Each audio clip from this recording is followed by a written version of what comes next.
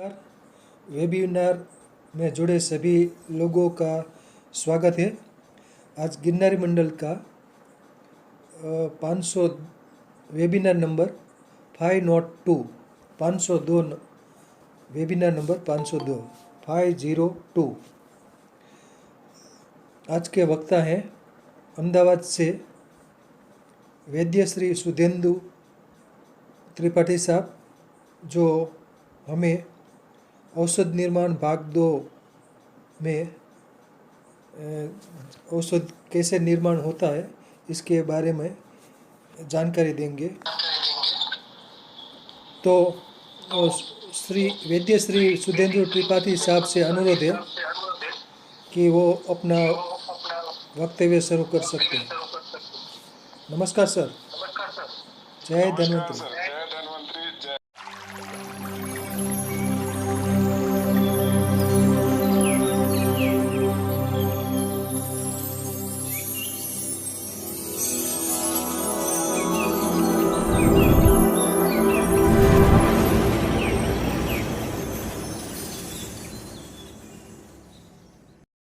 आयुर्वेद।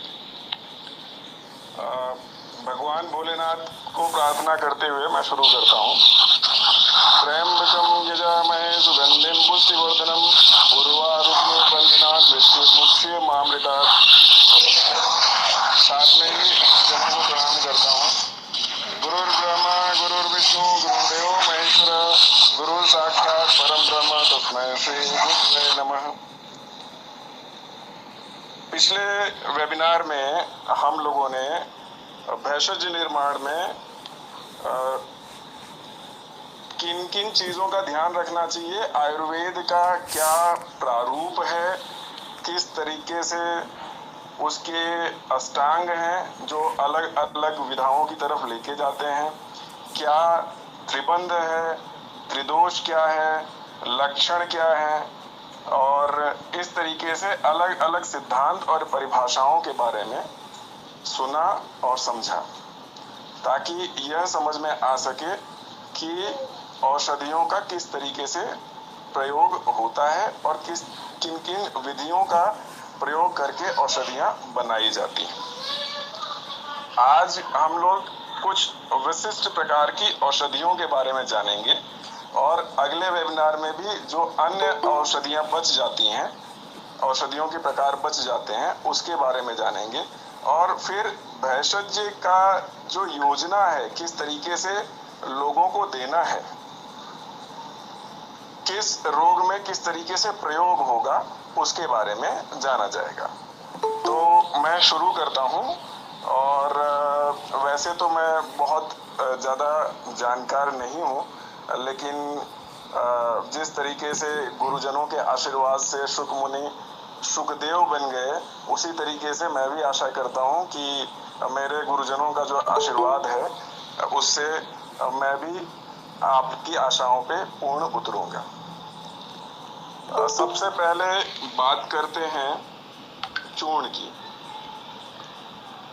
तो चूर्ण जो है वो एक ऐसी औषधि है जो एक या एक से अधिक औषधियों से बनाई जाती है, और जो भी औषधियां उसमें पड़ने वाली होती है, जैसे मान लीजिए हम लोग कई बार प्रयोग करते हैं आंवले का चूर्ण, या फिर हम प्रयोग करते हैं हरड़ का चूर्ण। अब आंवला, हरड़, बहेड़ा तीनों को मिला के त्रिफला चूर्ण बन जाता है। तो ये औषधि जो होती है, चूर्ण औषधि, वो कोई भी जो औषधि होती है वो मूल रूप में हो सकती है, वो फल के रूप में हो सकती है, वो तने के रूप में हो सकती है। उनको सुखा के उसको पीस दिया जाता है और महीन कणों में बारीक सिलबट्टे पे कूट लिया जाता है और पीस लिया जाता है खरल में। तो इस महीन चूर्ण को फिर सूती कपड़े से कपड़ छान करके रख लेते हैं। आगे हम देखते हैं तो ये विविध प्रकार की खरल हैं। आप देख सकते हैं इधर जो बाईं तरफ है वो सिलबट्टी, ये खल है, और दाहिनी तरफ जो है वो खरल है, और ये थोड़ी आधुनिक खरल है जो नीचे की तरफ दिख रही है। ये मैकेनाइज्ड है, मशीन यंत्र से चलती है, और बाकी दोनों हाथ से है। इसके नीचे अगर देखा जाए तो ये पल्वलाइजर है, अंग्रेजी में इसको पल्वलाइजर कहते हैं। इसमें कूटने की और खरल करने की जरूरत नहीं होती है, एक बार आप डाल दीजिए और स्टार्ट कर दीजिए तो अलग अलग इसमें जालियां लगी होती हैं और ऊपर से एक रोटरी होता है, उसके हिसाब से घूमते घूमते ये टूट के अपने आप छोटे छोटे कणों में और पिस के चला आता है। बाद में उसको छान लीजिए और वो चूर्ण के रूप में बन जाते हैं। इसके बाद जो होता है वो कल्क होता है। तो किसी द्रव पदार्थ के साथ पीसे हुए द्रव को कल्क कहते हैं। आर्द्र द्रव रसयुक्त होने से पीसकर आसानी से कल्क बन जाता है, किंतु सूखे द्रव्य से कल्क बनाने में जल आदि द्रव पदार्थ के साथ पीसना पड़ता है। अभी कुछ एक चीजें ऐसी होती हैं जो हरी होती हैं, जैसे मान लीजिए गिलोय के पत्ते हैं या नीम के पत्ते हैं, वो हरे भी मिल सकते हैं, सूखे भी मिल सकते हैं। तो अगर हरे पत्ते हैं उनको पीसना है तो बड़ा आसान है, लेकिन अगर सूखे हैं तो उनके साथ कुछ जल का छिड़काव करके और फिर उसके साथ पीसा जा सकता है। इसी तरीके से भांग भी पीसा जाता है। ताजे औषध द्रव्यों को साफ पानी से धोकर पत्थर के सिलबट्टे से महीन पीसकर कल्क बनाया जाता है, और सूखे द्रव्यों को सूक्ष्म चूर्ण कर थोड़ा सा जल मिलाकर सिल पर पीस लेते हैं। कल्क को पेस्ट भी कहा जाता है।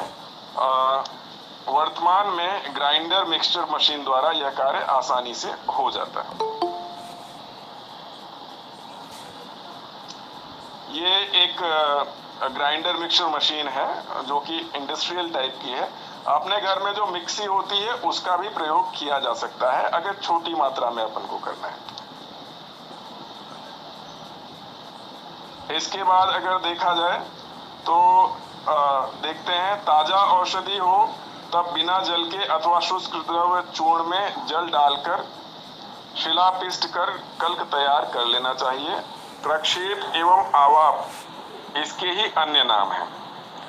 कल्क की मात्रा तन्मानम कर्ष सम्मितम, कल्क की औषधि मात्रा 1 कर्ष यानी कि 1 तोला यानी 10 ग्राम के बराबर है।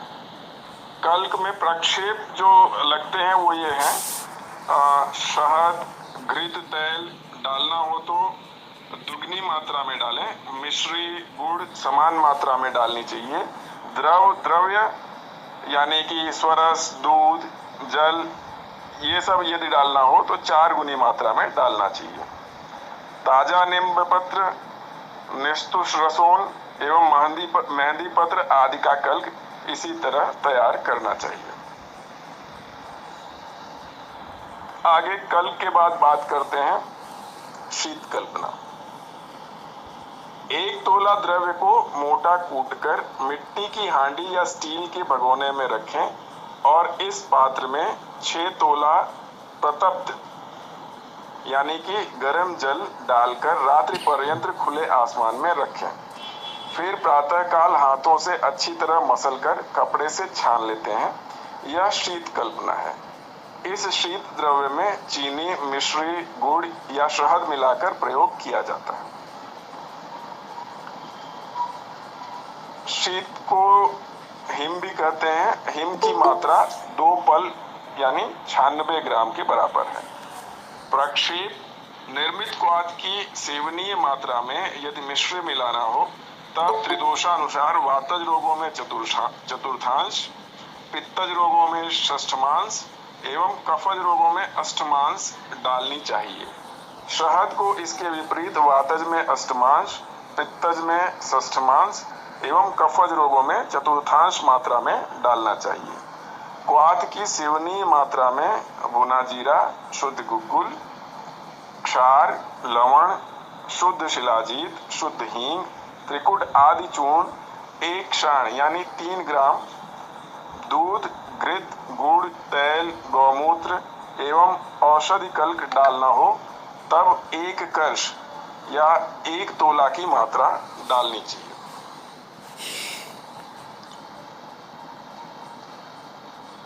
अच्छा, ये कल्क, ये जो हिम बनाने की प्रक्रिया है, ये दो प्रकार से है। कहीं पे गर्म जल डाल के करते हैं, कहीं पे शीत तरीके से ही करते हैं, उसमें गर्म जल नहीं डाला जाता है। अब आते हैं अर्क पे।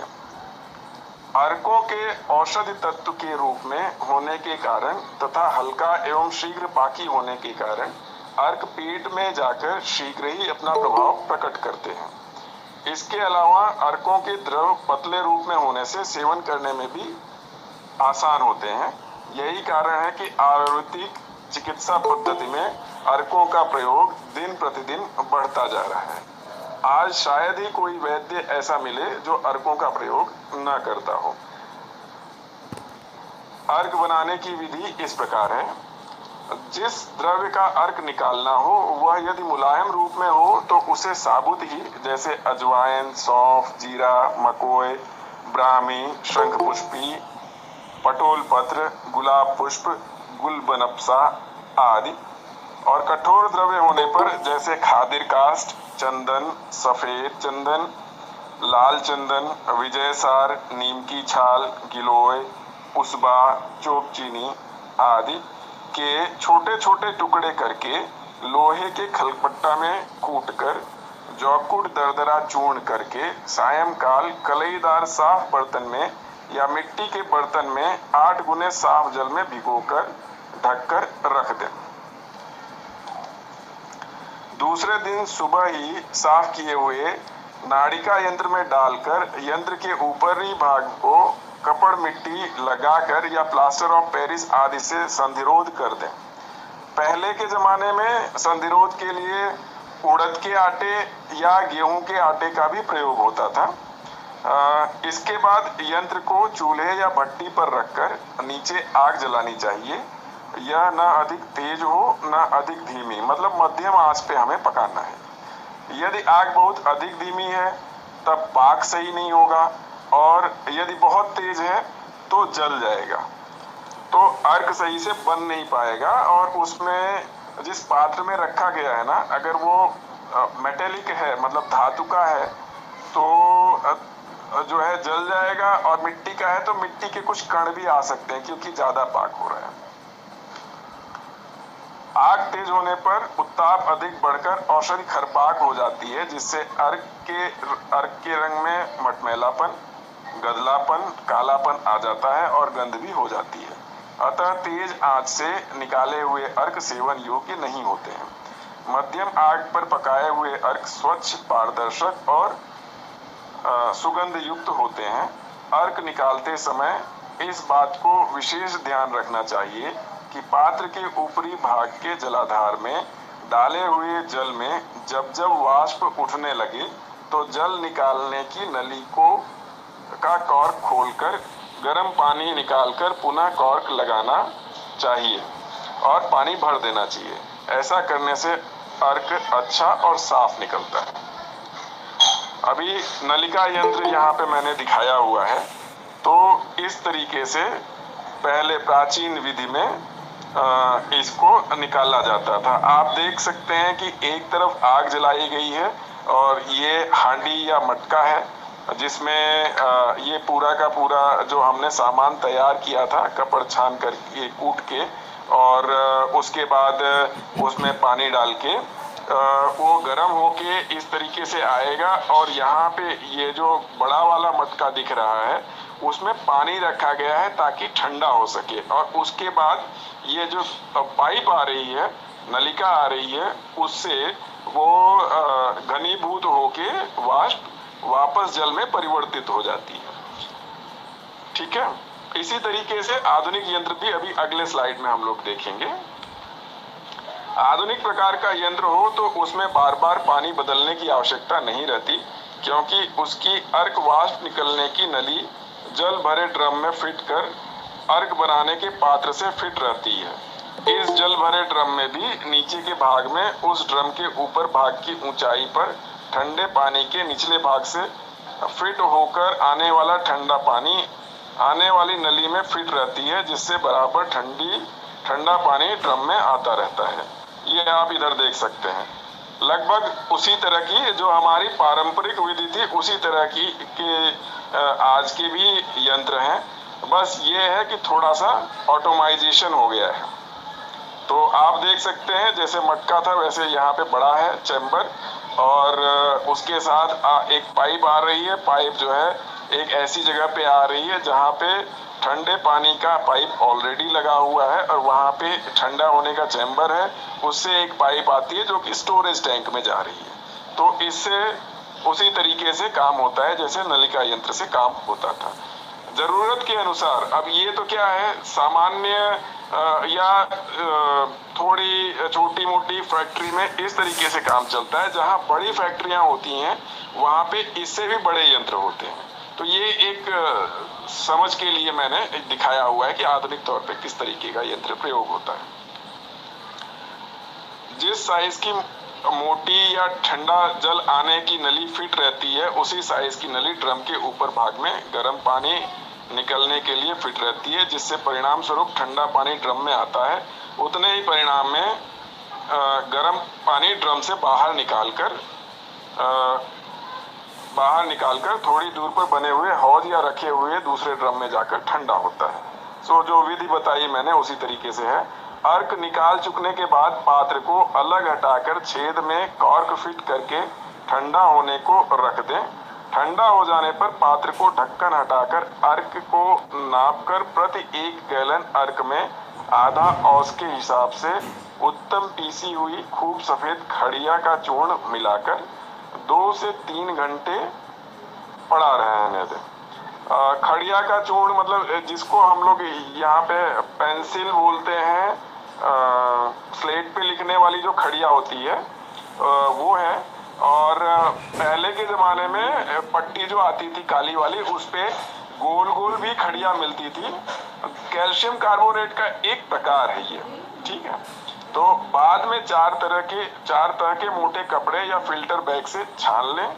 ऐसा करने से अर्क निकलकर एकदम साफ और स्वच्छ हो जाता है। इससे उसका कलर बहुत प्यारा हो जाता है। अब इस अर्क को साफ धोकर सुखाई हुई बोतलों में मजबूत कॉर्क लगाकर सील लगा देना चाहिए ताकि अर्क की बोतलों में बाहरी हवा प्रवेश कर उनको बिगाड़ नहीं सके। और आजकल चूड़ीदार मुंह की बोतलें भी बनती हैं जो हम लोग ज्यादातर प्रयोग करते हैं। कोई भी आशा वरिष्ठ होता है तो उसकी जो बोतलें आती हैं उसी तरीके की ये बोतलें होती हैं। अब अगली बात पे चलते हैं, श्रित या क्वाथ कल्पना। श्वेत, क्वाथ, कषाय, निर्यूह ये सभी एक ही अर्थ के द्योतक हैं, अर्थात क्वाथ के अन्य 3 और नाम हैं। शुष्क अथवा आर्द्र औषधि द्रव्य को मोटे यव के आकार का कूटकर आवश्यकता अनुसार जल के साथ उबालकर छानने के बाद जो द्रव कल्प तैयार किया जाता है उसे क्वाथ कल्पना कहते हैं। क्वाथ कल्पना में जल का प्रमाण द्रव्यानुसार मृदु द्रव्य में 4 गुना, मध्यम द्रव्य में 8 गुना एवं कठिन द्रव्य में 16 गुना जल डालकर क्वाथ तैयार करने का विधान आचार्यों ने बताया है। अच्छा, ये जो अलग अलग द्रव्यों में अलग अलग जल का आकार बताया है उसका कारण ये है कि जो कठिन द्रव्य रहेगा ना उसके जो तत्व हैं उसका निष्कासन जल में हो जाए उसमें समय लगता है। तो जल के साथ पकते पकते उसमें जो तत्वों का निष्कासन होगा तो पूरा जल जल नहीं जाएगा। तो जो उचित मात्रा है उस हिसाब से आपके पास क्वाथ बचा रह जाएगा। क्वाथ की मात्रा 1 पल यानी कि 4 तोला के बराबर है, मतलब 30 से 40 ग्राम के आसपास। क्वाथ में प्रक्षेप निर्मित क्वाथ की सेवनीय मात्रा में यदि मिश्री मिलाना हो तब त्रिदोषानुसार वातज रोगों में चतुर्थांश, पित्तज रोगों में षष्ठमांश एवं कफज रोगों में अष्टमांश डालनी चाहिए। शहद को इसके विपरीत वातज में अष्टमांश, पित्तज में षष्ठमांश एवं कफज रोगों में चतुर्थांश मात्रा में डालना चाहिए। क्वाथ की सेवनीय मात्रा में भुना जीरा, शुद्ध गुग्गुल, क्षार, लवण, शुद्ध शिलाजीर, शुद्ध हींग, त्रिकुट आदि चूर्ण 1 क्षण यानी 3 ग्राम, दूध, घृत, गुड़, तैल, गौमूत्र एवं औषधि कल्क डालना हो तब 1 कर्ष यानी 1 तोला की मात्रा में डालना चाहिए। क्वाथ निर्माण में सावधानियां। औषधियों का यवकुट चूर्ण कर लें। महीन चूर्ण करने से गाद अधिक बनता है, मतलब सेडिमेंटेशन हो जाएगा। प्रायः सायंकाल को औषधि यवकुट को जल में गला दें, प्रातः क्वाथ बनाएं। इससे क्या है कि जो औषधियों में फूलने के कारण उनका जो तत्व है धीरे धीरे अपने आप उस पानी में आने लगेगा। पात्र का मुख खुला रखें, ढके नहीं। ढकने से क्वाथ गुरु एवं दुर्जर हो जाता है। मंदाग्नि पर क्वाथ बनावें, क्योंकि तीव्राग्नि देने से औषधि के जलने का डर रहता है। आसव अथवा अरिष्ट। संधान कल्पना का ऐतिहासिक अध्ययन करने से पता चलता है कि वैदिक काल से ही सुरा, सोमरस आदि मादक कल्पनाओं के विभिन्न स्वरूपों का निर्माण एवं सेवन किया जाता है। द्रव्येषु चिरकालस्थ द्रव्यम यत् संधित भवेत् आसव अरिष्ट वेद्यस्तु प्राच्यते भेषजोचितम। क्वाथ आदि द्रव्य में औषधि द्रव्य प्रक्षेप, गुड़, मधु आदि डालकर घड़े का मुख बंद कर चिरकाल तक, मतलब 10 दिन, 15 दिन, 30 दिन जैसा द्रव्य हो उसके हिसाब से स्थिर रख देते हैं और इसे संधान कल्पना कहते हैं। संधान से तात्पर्य किण्वीकरण यानी फर्मेंटेशन से है। यह एक विशिष्ट प्रक्रिया है जिसमें औषधि द्रव्य को द्रव्य के साथ मिश्रित कर गुड़, शहद, धाय, पुष्पादि संधान हेतु कार्यकारी द्रव्यों को मिट्टी की हांडी में बंद कर कुछ समय रखते हैं। इस प्रकार निश्चित समय के बाद किण्वीकरण की क्रिया शुरू हो जाती है, जिससे औषधि की कारमुकता यानी कि एफिकेसी यानी उसका प्रभाव और सवीर्यता अवधि में वृद्धि होती है। तो उससे उसकी आयु भी बढ़ जाती है, लॉन्जिटिविटी बढ़ जाती है। संधान कल्पना के भेद। संधान कल्पना के मुख्यतः 2 भेद बतलाए गए हैं, आसव और अरिष्ट। औषधि द्रव्यों का बिना पाक किए जल, स्वरस, गुड़, प्रक्षेप आदि मिलाकर संधान क्रिया करना आसव कहलाता है। अरिष्ट औषधि द्रव्यों का क्वाथ बनाकर गुड़, प्रक्षेप आदि मिलाकर बनाई गई संधान कल्पना को अरिष्ट कहते हैं। यदि अरिष्ट बनाना हो तब औषधियों का मोटा चूर्ण करने के बाद क्वाथ तैयार कर लें, और अगर आसव बनाना हो तो सुरस या हिम कल्पना तैयार करने के बाद इस औषधि द्रव्य को संधान पात्र में डालकर मधुरांश, धातकी पुष्प या मधुक पुष्प और अन्य प्रक्षेप द्रव्यों का मोटा चूर्ण डालकर मुख को कपड़े से बांधकर निर्वात स्थान पर शास्त्र में निर्दिष्ट समय के अनुसार 20 दिन या 30 दिन तक रखें। परीक्षण के उपरांत छानकर सुरक्षित रख लें। समय काल के अनुसार क्या होता है कि कभी कभी किण्वीकरण काफी तेजी से होता है, जैसे गर्मियों में, बरसात में, और ठंडी के दिनों में किण्वीकरण की प्रक्रिया थोड़ी धीमी हो जाती है। तो उस समय कई बार ऐसा भी होता है कि 30 से 40 दिन की जरूरत पड़ती है, अन्यथा 20 से 30 दिन में ये हो जाता है। ये देखिए, ये इस तरीके से मटकों में बंद कर लिया जाता है। हांडियां आप देख रहे हैं, मिट्टी की हांडियां हैं। पहले मिट्टी की हांडियां प्रयोग होती थी, अभी भी होती हैं कई जगहों पे, पारंपरिक तौर पे ऐसे ही बनता है। संधान के लगभग 1 सप्ताह के बाद पात्र में सुन या बुदबुदे फूटने जैसी हल्की हल्की आवाज आना शुरू हो जाती है, लेकिन यह आवाज पात्र के बिल्कुल नजदीक से सुनने पर ज्ञात होती है, जिसका कारण किण्वीकरण के प्रारंभ में CO2 गैस का बनना बताया जाता है। पात्र मुख में जलती हुई तीली ले जाने पर यदि बुझ जाए तब प्रक्रिया जारी है, और अगर तीली लगातार जलती रहे तो आसव या अरिष्ट तैयार हो चुका है, यह समझना चाहिए। किण्वीकरण क्रिया समाप्त होने पर ऑक्सीजन गैस की स्थिति होने से तीली जलती रहती है। आसो अरिष्ट की मात्रा इस प्रकार है: एक पल शारंगर संहिता के अनुसार, परंतु वर्तमान में 1 से 2.5 तोला तक का उपयोग किया जाता है। 1 तोला मतलब हो गया 10 ग्राम, 2.5 तोला मतलब हो गया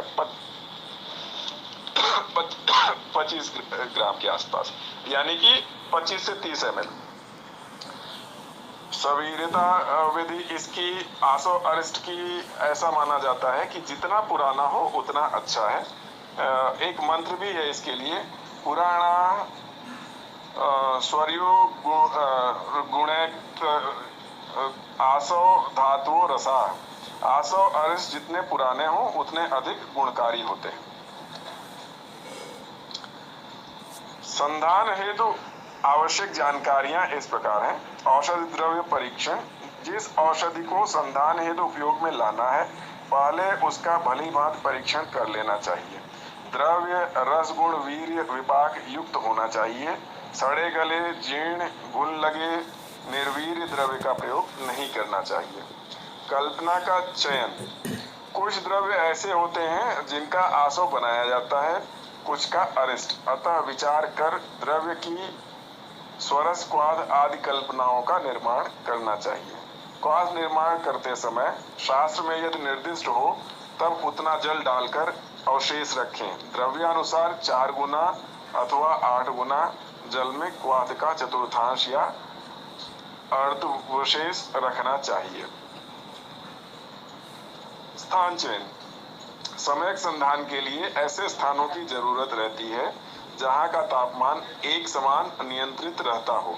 संहिताओं में पात्र को धान में या भूसी में रखने का विधान है, लेकिन वर्तमान में तापमान नियंत्रित कमरों यानी एयर कंडीशन रूम्स का निर्माण होने से यह समस्या नहीं रहती है। पात्र चयन: प्राचीन काल में इसके लिए मिट्टी के चिकने घड़ों को उपयोग में लाया जाता था, जिनको घृत भावित किया जाता था, मतलब घड़े पे घी का लेप लगा दिया जाता था ताकि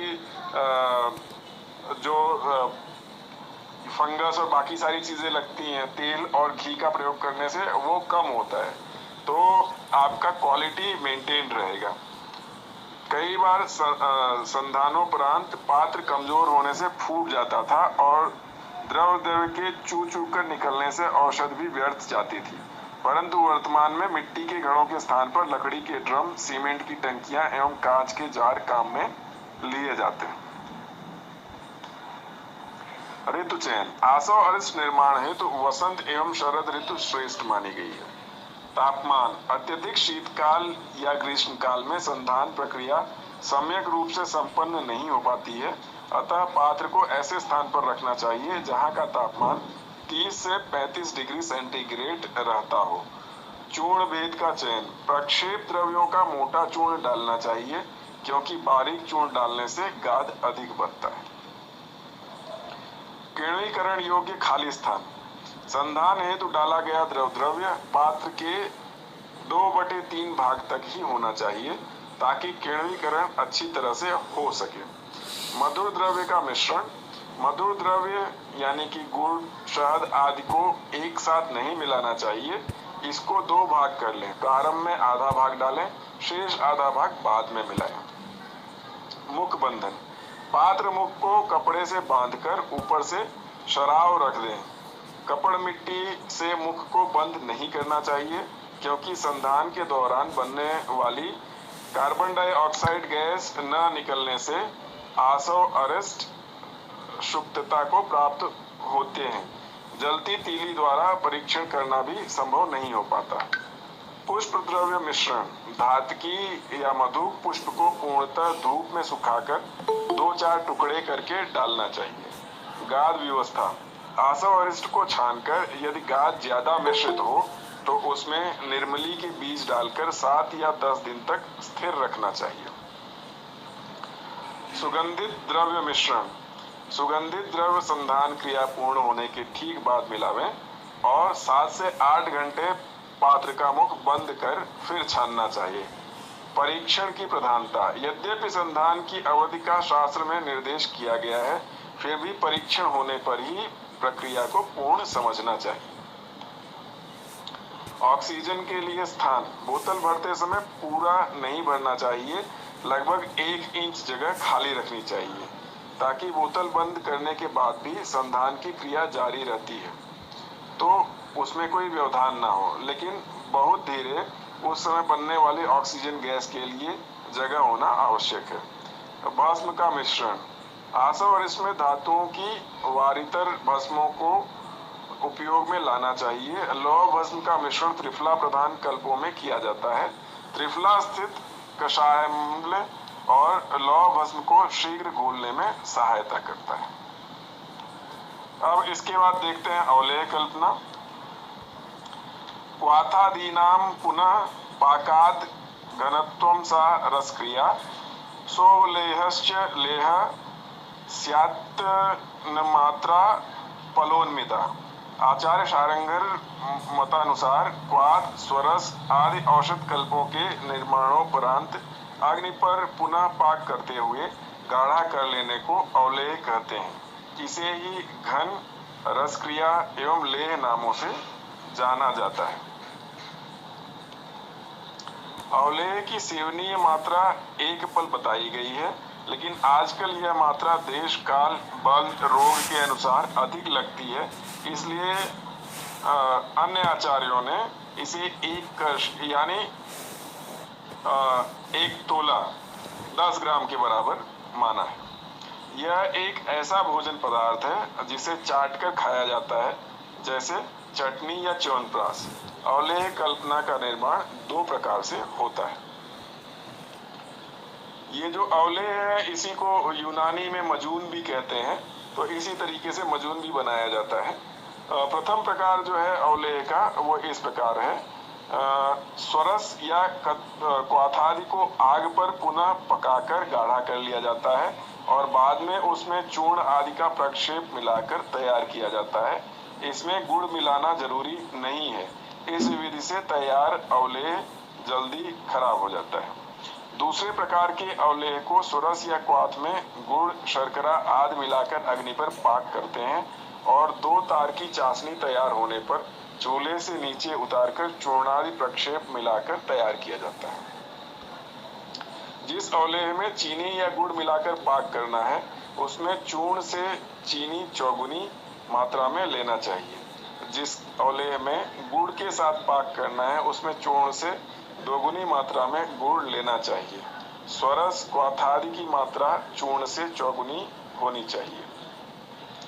अवलेह पाक परीक्षा, किसी भी अवलेह का निर्माण करते समय यह संशय बना रहता है कि बना है या नहीं बना, कहीं खराब तो नहीं हो गया। आचार्य शारंगर ने इस प्रकार परीक्षा करने का विधान बतलाया है।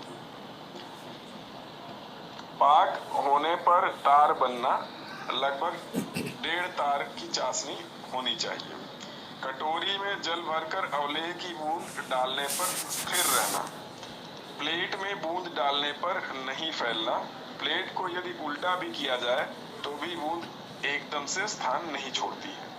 अवलेह की बूंद पर उंगली से दबाने पर चिपके नहीं और उंगली की रेखा बन जाए।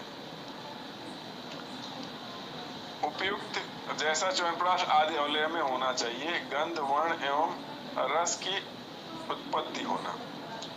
अवलेह कल्पना में प्रक्षेप चूर्ण को अग्नि पर पाक नहीं किया जाना चाहिए। हमेशा अवलेह का ठीक से पाक हो जाने पर चूल्हे से नीचे उतारकर तुरंत प्रक्षेप चूर्ण मिलाने चाहिए। यदि शहद मिलाना हो तो अवलेह ठंडा होने पर ही मिलाएं।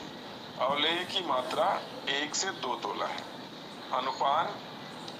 अनुपान यानी किसके साथ लेना है, तो दूध, गन्ने का रस, यूष या रोग के अनुसार विभिन्न क्वाथ के साथ मिलाकर अवलेह का प्रयोग किया जाता है। तो ये आज का वेबिनार था और क्षमा प्रार्थना के साथ मंत्रहीनम क्रियाहीनम भक्तिहीनम सुरेश्वर मया यत् पूजितम देव परिपूर्ण तदस्तु में मैं इसको समाप्त करता हूँ। और जो मुझसे जानकार आचार्यगण हैं जिनको इस विषय पे मेरे से ज़्यादा ज्ञान है, जैसे खाट साहब हैं, गुरुवर राजपुरोहित साहब हैं, उनसे विशिष्ट प्रार्थना है कि जो भी प्रश्नोत्तर हों उसमें मेरे पे और बाकी सब पे कृपा करें। धन्यवाद। आभार, शुक्रिया। आप वैद्य श्री सुधेंद्र त्रिपाठी साहब ने अच्छा जानकारी दी औषध निर्माण के बारे में। चूर्ण कल्पना, अर्क, हीम, क्वाथ, आशावरिष्ठ और अवलेह के बारे में जानकारी दी। अब डॉक्टर किशोर भाई बलदाणिया साहब से अनुरोध है कुछ समीक्षा वाचक शब्द कहें। बलदाणिया साहब, किशोर भाई बलदाणिया साहब। हाँ जी, नमस्कार सर। जय धन्वंतरी। जय धन्वंतरी, बोलो बोलो। हाँ, बहुत अच्छी जानकारी दी त्रिपाठी साहब ने, अच्छा प्रयत्न किया। इससे कल्पना की चूर्ण कल्पना, अवलेह कल्पना, आशावरिष्ठ कल्पना के बारे में अच्छा ज्ञान है। अर्कपातन के अलग अलग पद्धति बताई, अच्छी बताई। रोग के बारे में थोड़ी जानकारी अलग अलग तो बाद में देंगे ना, उसके बारे में क्या कौन सा अवलेह कौन से रोग में देना है उसके बारे में भी जानकारी मिलेगी। हाँ, वो तीसरा पार्ट में शायद आएगा। खाट साहब कुछ कहना चाहते हो तो वो बोलिए। दिनेश भाई बी खाट साहब।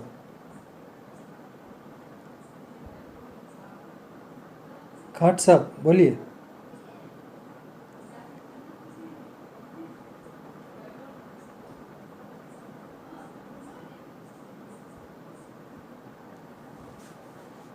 और ठक्कर साहब कुछ बोल सके तो बोलिए। ठक्कर साहब। जय धन्वंतरी।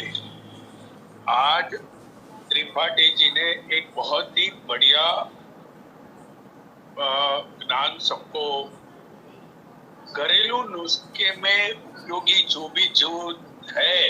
आज कई बार क्या होता है कि फार्मेसी की बाहर की दवाई लाने के बजाय अगर किसी को घर पे प्रयोग करके अपनी दवाई का खुद का निर्माण करना हो तो आज की जानकारी उन सभी के लिए तो पर्याप्त मात्रा में उन्होंने जो प्रयत्न किया है वो पर्याप्त मात्रा में है। और अगर कुछ क्षति उनको दिखे तो त्रिपाठी जी से सलाह मशवरा कर सकते हैं। एक बात मैं ये बता दूं कि आज आए दिन आयुर्वेद की जो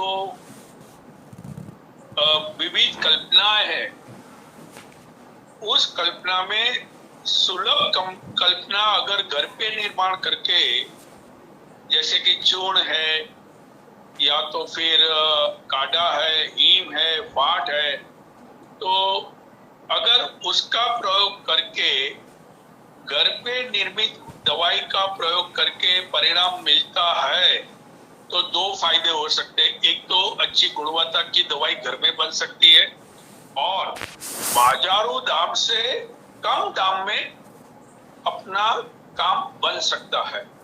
तो आज का वेबिनार उस हिसाब से भी अगर देखें तो घरेलू नुस्खों या घरेलू दवाई, खुद की चिकित्सा अगर इसको सही समझ ले तो काफी उपयोगी बन सकती है।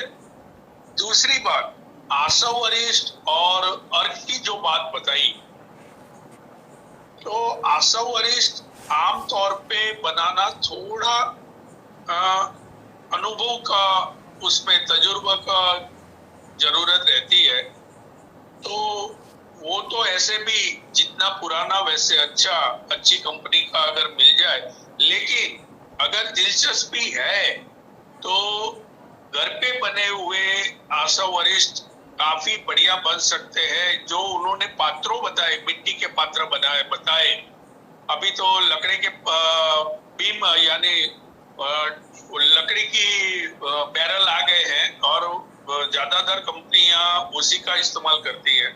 उसमें काफी अच्छा संधान भी होता है और उसमें जो कीड़ों जो बनता है फर्मेंटेशन वो अच्छा बनता है। लेकिन आशा वरिष्ठ आयुर्वेद की एक विशिष्ट चिकित्सा है कि उसमें कुछ दिनों लेने में बहुत ही शीघ्र परिणाम मिल सकता है। ये मैं अपने निजी अनुभव से बता रहा हूँ कि आशा वरिष्ठ, लेकिन लगातार लेना उचित नहीं है। कुछ दिनों के बाद उसको बंद करना चाहिए, वरना उसमें सेल्फ जनरेटेड जो फर्मेंटेशन के हिसाब से, एक प्रोसेस के हिसाब से वो लगातार लेना उचित नहीं है। और अर्क में भी ऐसा है कि अर्क सही बना है तो ठीक है, अगर थोड़ा बहुत ज्यादा पक गया तो उसके थोड़े बहुत विपरीत परिणाम भी मिल सकते हैं। तो अर्क के बारे में भी अनुभव से करना उचित रहेगा। अस्तु, जय धन्वंतरी। जय धन्वंतरी। शुक्रिया, आभार ठक्कर साहब, बहुत अच्छी जानकारी मिली। आभार वैद्य श्री सुधेंद्र त्रिपाठी साहब, बढ़िया बढ़िया।